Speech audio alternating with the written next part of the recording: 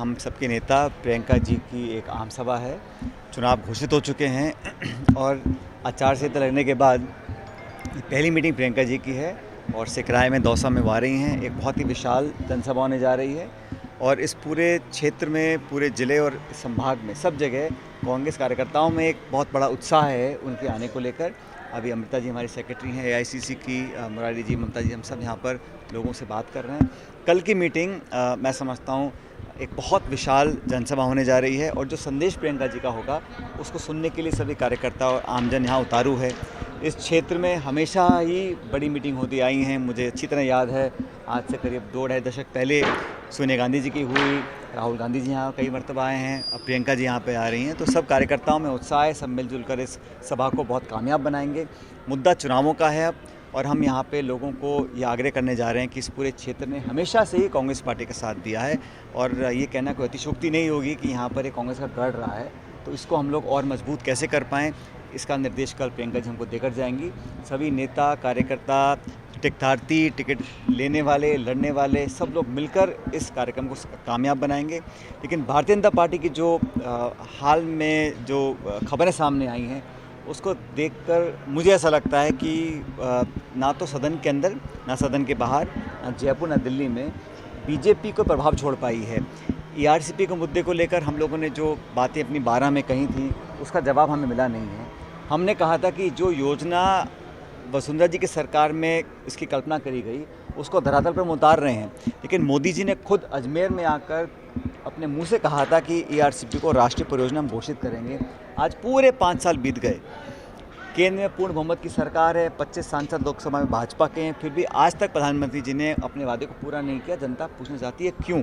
कल भी हम सवाल पूछेंगे। हम योजना को लाने के लिए खरबों रुपया खर्च कर रहे हैं, लेकिन केंद्र सरकार की जो बेरुखी है उसका जवाब जनता मांगेगी। बहरहाल अब चुनाव आ गए हैं तो जनता को निर्णय करना है कि कौन जनहित कल्याणकारी योजनाओं को हम लोग बना रहे हैं। हमारी सरकार ने बहुत अच्छी योजनाएं बनाई हैं, उसको हम धरातल पर कारगर भी होते हुए देख रहे हैं। लोगों के प्रति एक मैं समझता हूँ लोग समझ गए हैं अब कांग्रेस ही एक बेहतर विकल्प है। और राजस्थान हो, छत्तीसगढ़ हो, मध्य प्रदेश हो, तेलंगाना हो, सब स्टेट्स में कांग्रेस पार्टी की भारी विजय होने वाली है। कल की जो रैली होगी प्रियंका जी की, मैं समझता हूँ ऐतिहासिक होगी और हमेशा से इस दौसा जिले ने कांग्रेस को मजबूती दी है। और संख्या बल देख लो या जनता में उत्साह देख लो, ये जिला और ये इलाका कभी पीछे रहा नहीं है। सर, 2018 के चुनाव में आपने 18 में मैं प्रदेश कांग्रेस का अध्यक्ष था, लेकिन हमारा जो चुनाव का फेस था वो सामूहिक नेतृत्व में लड़ा था हम लोगों ने। और तब भी मैंने बहुत मेहनत करी थी, हम सब लोगों ने मिलकर करी थी और आज भी हम लोग मिलकर चुनाव लड़ रहे हैं। और हमारी जो एकजुटता और ताकत है उसको देखकर बीजेपी के अंदर बहुत गड़बड़ाहट है और वहाँ पर जो फूट है, सर फुटबॉल है, खींचतान है, रोज़ सामने आ रहा है। अभी टिकट बांटे हैं 40 और झगड़े हो गए हैं 80। तो ये दिखाता है कि वहाँ पर बहुत अंदर खाने बहुत कुछ चल रहा है। बहरहाल वो उनका अंदरूनी मामला है, मैं उस पर कमेंट नहीं करूँगा। हमारी पार्टी के अंदर अभी पिछले 2-3 दिनों में लगातार चर्चाएं हुई। यहाँ हमारी सेक्रेटरी भी हैं, हम सब ने बहुत विस्तार से, खुले मन से, अच्छे वातावरण में, और इन खबरों पे जो लोग प्लांट कराते हैं हमको नहीं जाना चाहिए, हम सब ने मिलकर जो पार्टी हित में था उस निर्णय को लेने की कोशिश करी है। बहुत जल्द हमारी घोषणाएँ हो जाएंगी किस पे सीट पे कौन चुनाव लड़ेगा। लेकिन बीजेपी के अंदर जो ये असुरक्षा जहन में है वो स्वाभाविक है, मैं समझ सकता हूँ, क्योंकि हम लोग बड़े अच्छे तरीके से अपना मैनिफेस्टो बना रहे हैं। बहुत जल्द उसकी घोषणा भी हम लोग करेंगे और अगले 5 साल का जो रोड मैप है वो हम तैयार कर रहे हैं। लेकिन राजस्थान के अंदर सरकार दोबारा बनेगी कांग्रेस पार्टी की, इस बात को लेकर मैं बहुत आश्वस्त हूँ और मुझे पूरा भरोसा जनता के ऊपर है। कांग्रेस सरकार बनेगी तो फिर वापस सीएम कौन होगा? भाई, हम लोगों ने पूरे देश नेतृत्व चुनाव लड़ता है। आज हमारे पार्टी के अंदर ये बात बिल्कुल स्पष्ट हो चुकी है, एआईसीसी से स्पष्ट किया है कि मिलकर चुनाव लड़ेंगे। और हर बार जो परिपाटी इतिहास में रही है, हर प्रदेश में चुनाव लड़ने के बाद विधायक जो जीत कर आते हैं वो निर्णय करते हैं और पार्टी का जो लीडरशिप होती है, हाईकमान होता है, वो निर्णय करता है कि कौन विधायक दल का नेता बनेगा। ठीक यही 2018 में हुआ था और वही दोबारा 23 में, ना सिर्फ इस प्रदेश में, हर प्रदेश में यही किया जाएगा। तो गहलोत साहब ने आज प्रेस कॉन्फ्रेंस की, उन्होंने कहा कि सीएम का पद मुझे छोड़ देगा, शायद अगली बार मुझे नहीं छोड़ेगा। मैंने देखा नहीं प्रेस कॉन्फ्रेंस क्या हुई, लेकिन कौन किस पद पर बैठता है, कब तक बैठता है या नहीं बैठता, इसका निर्णय हमारी पार्टी में पार्टी का लीडरशिप करती है।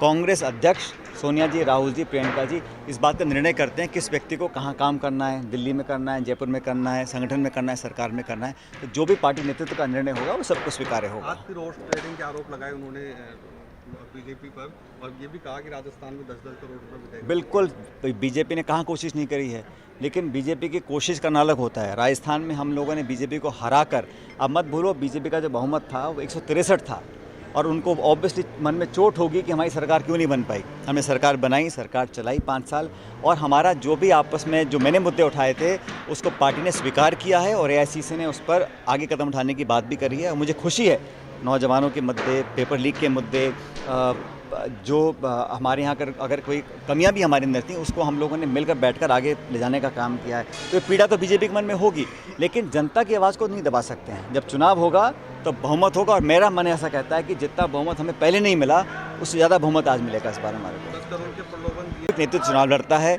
आज हमारे पार्टी के अंदर ये बात बिल्कुल स्पष्ट हो चुकी है, एआईसीसी से स्पष्ट किया है कि मिलकर चुनाव लड़ेंगे, और हर बार जो परिपाटी इतिहास में रही है, हर प्रदेश में चुनाव लड़ने के बाद विधायक जो जीत कर आते हैं वो निर्णय करते हैं, और पार्टी का जो लीडरशिप होती है, हाईकमान होता है, वो निर्णय करता है कि कौन विधायक दल का नेता बनेगा। ठीक यही 2018 में हुआ था, और वही दोबारा 23 में, ना सिर्फ इस प्रदेश में, हर प्रदेश में यही किया जाएगा। तो गहलोत साहब ने आज प्रेस कॉन्फ्रेंस की, उन्होंने कहा कि सीएम का पद मुझे छोड़ देगा और शायद अगली बार मुझे नहीं छोड़ेगा, इस तरह की बात।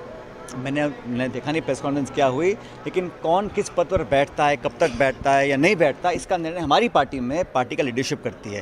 कांग्रेस अध्यक्ष सोनिया जी, राहुल जी, प्रियंका जी इस बात का निर्णय करते हैं किस व्यक्ति को कहाँ काम करना है, दिल्ली में करना है, जयपुर में करना है, संगठन में करना है, सरकार में करना है। तो जो भी पार्टी नेतृत्व का निर्णय होगा वो सबको स्वीकार्य होगा। आज फिर रोज ट्रेडिंग के आरोप लगाए उन्होंने बीजेपी पर, और ये भी कहा कि राजस्थान में 10-10 करोड़ रुपए भी देगा। बिल्कुल, बीजेपी ने कहाँ कोशिश नहीं करी है, लेकिन बीजेपी की कोशिश करना अलग होता है। राजस्थान में हम लोगों ने बीजेपी को हराकर, अब मत भूलो बीजेपी का जो बहुमत था वो 163 था, और उनको ऑब्वियसली मन में चोट होगी कि हमारी सरकार क्यों नहीं बन पाई। हमने सरकार बनाई, सरकार चलाई 5 साल, और हमारा जो भी आपस में जो मैंने मुद्दे उठाए थे उसको पार्टी ने स्वीकार किया है, और एआईसीसी ने उस पर आगे कदम उठाने की बात भी करी है। और मुझे खुशी है, नौजवानों के मुद्दे, पेपर लीक के मुद्दे, हमारे यहाँ अगर कोई कमियां भी हमारे अंदर थी उसको हम लोगों ने मिलकर बैठकर आगे ले जाने का काम किया है। तो ये पीड़ा तो बीजेपी के मन में होगी, लेकिन जनता की आवाज़ को नहीं दबा सकते हैं। जब चुनाव होगा तो बहुमत होगा, और मेरा मन ऐसा कहता है कि जितना बहुमत हमें पहले नहीं मिला उससे ज़्यादा बहुमत आज मिलेगा इस बार हमारे को। 10 करोड़ के प्रलोभन